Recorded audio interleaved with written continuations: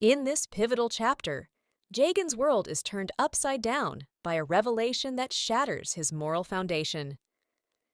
Through a conversation with a cousin, Jagan discovers the truth about Molly and Grace's relationship.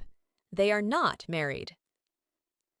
Molly and Grace have been living together in Jagan's ancestral home under the pretense of being a married couple, but they never actually performed any wedding rites in America or India. For a man like Jagan, who is deeply rooted in Orthodox Hindu traditions and Gandhian morality, this news is catastrophic.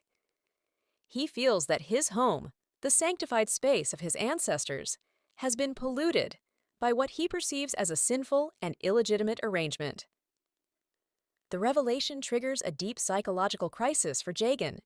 He begins to view everything in his house with a sense of revulsion. The food Grace cooks, the way she cleans, and even the air in the house feel tainted to him. He stops communicating with them entirely, retreating into a state of non-cooperation. Jagan's identity as a father and a pure man is compromised. He feels he can no longer perform his daily prayers or read the Bhagavad Gita with a clear conscience while living under the same roof as an unmarried couple. This internal conflict marks the beginning of Jagan's desire to renounce his worldly life. The news of the non-marriage also changes Jagan's perspective on Molly's business venture. He no longer sees the story-writing machine as just a modern annoyance.